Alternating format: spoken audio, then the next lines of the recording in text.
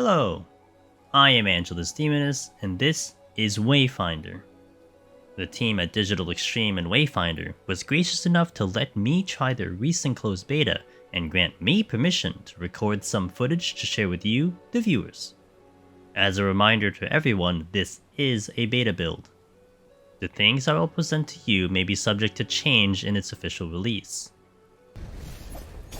On this video, I'll be showcasing some gameplay of the Wayfinder, Kyros. Kyros is of the Arcanist class, which leans into a melee close-range damage dealer. To be able to play Kyros in this beta build, you had to farm certain items to unlock the character. While I won't show what items you needed or how to get them since this could be subject to change in the official release, let's just say it took a little bit of time to get him. I don't want to talk about it. What's important is I got to play him. I actually was able to get to try him out during my PAX East gameplay experience, so I was pretty excited to get to play Kyros once more and to try him out with some solo content. Kyros on the surface seemed very magey, with most of his abilities looking like spells and magic. Unlike your usual mage who may attack from a distance, Kyros is better up front and in the face of your enemies. His damage output can be great for single and multi-target. For my playthrough, although I only had a few hours to play him before the beta server shut down, I played him completely solo. Unlike Senja, who was tanky and durable, Kyros lacked defense and felt pretty squishy, but he made that up with his raw damage and unique talents. In my playthrough, I had the option of using the two-handed axe Typhoon or the dual daggers Slicer and Dicer. A note about the core gameplay of Wayfinder, both the characters and the weapons have unique features with them. Since I spent most of my beta time with Senja and Typhoon, I play Kyros with the Slicer and Dicer. I feel like Kyros would go better with another weapon or weapon type, but this worked for me with the time allotted. Let's take a look at what Kyros can do. A small reminder that this is a beta build, so things presented here could be subject to change. First, let's go over Kyros' abilities and passives. As a passive, Kyros has Arcane Fragments. These fragments can be generated by using Kyros' level 3 ability, Siphon Radiant, on enemies, landing combo finishers, and from ability upgrades. In conjunction with this passive, you start with Savage Rake at level 1. This ability feels like the bread and butter of Kyros.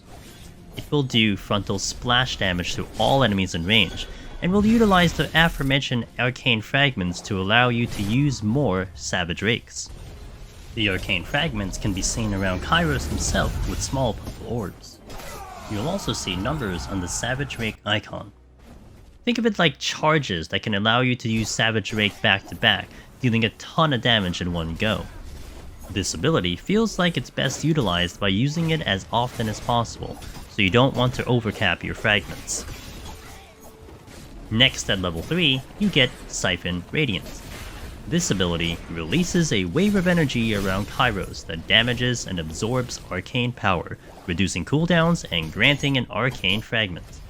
I found Siphon Radiant very good once surrounded by enemies, but with its extra traits of reducing cooldowns and granting fragments, using Siphon Radiant can help Kyros spam more of his other damage abilities when used at the most opportune times. Next at level 6, you get Arcane Focus. This ability marks enemies in the immediate area, and the said mark will explode in 8 seconds. You can increase the damage the mark does the more you hit marked targets. Certainly better utilized in party play, you can still take advantage of this ability in solo play, especially on elites and bosses. The damage it ruptures for can certainly be impressive. Finally, at level 9, you will get Hand Reckoning. This ability will deal massive damage to enemies in a large radius. Think of this like an ultimate type, limit break type, etc. Kyros' Hand of Reckoning felt like it regenerated at a great rate, which helps Kyros push out as much damage as possible. Next, let's go over Kyros' other passives. As an Arcanist, Kyros will get Innervation Orbs and Blink.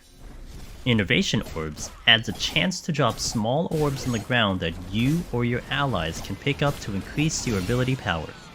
The thing I noticed about the orbs was that it was indeed small, and you had to get right on it to pick it up. Blink increased your invincibility window while dodging and increased your travel distance. Since I was using the two-handed daggers Slicer and Dicer, it had its own set of special passives. The Twin Striker's passive has a lot to go through, but understanding each section can help you get the most out of your weapons. Dual daggers specialize in a high frequency of attacks, high damage and high mobility, but not great on break damage. You can perform a parry, which will be similar to a counter attack if timed correctly. You can perform flourishes, to perform powerful attacks that also grant a short window of invulnerability. Twin Strikers benefit greatly from combo multipliers or the heat of battle. The more you chain your hits, the more damage you will do, so uptime is a key component to those using dual daggers. At the start, you will have low damage, but the further you build your combo or chain up, the higher your damage will be. The Blade Dance passive is complex, but can be very potent when utilized efficiently. Every 4th consecutive melee attack, you can build a flourish point. Depending on the flourish points you have, it will determine the type of heavy attack you can do. 0 points is a weak spin attack. 1 point deals moderate damage, a small window of invuln, and a 15-second buff on weapon power. 2 points deals a powerful direct attack, refreshing your weapon buff and invuln. 3 points deals a powerful area attack, refresh your weapon buff and invuln. Each time you spend a flourish point, it will increase your Blade Dancer meter.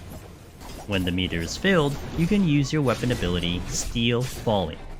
Steel Volley will do area attack damage by shooting out daggers, and with the Blade Dance mechanic, it will also cause all of your weapon attacks to hit twice for a short period of time. A lot of damage can come from the dual daggers. This wraps up all the skills and passives of Kyros and the weapon Slicer and Dicer. To conclude this first look on Kyros, I'll give my own thoughts on his gameplay during the beta test. As mentioned at the beginning of the video, I had the chance to try Kyros in PAX East. Even back then, I did enjoy his playstyle. The lack of defense kept you on your toes to watch out for any attacks coming your way, but the damage output was very satisfying. Unlike Senja, where you're using your abilities in strategic situations, Kyros felt like you wanted to hit the abilities as much as you can. I would really love to try various weapons out to see which one fits Kyros the best for me, but even with the dual daggers, the mix of the fast melee attacks and constant ability use was a fun combo. I hope you enjoyed this first look at Kyros the Arcanist from my perspective. What do you think? Share your thoughts and comments below, and if you have any other questions about Kyros or Wayfinder, I'll try my best to answer them.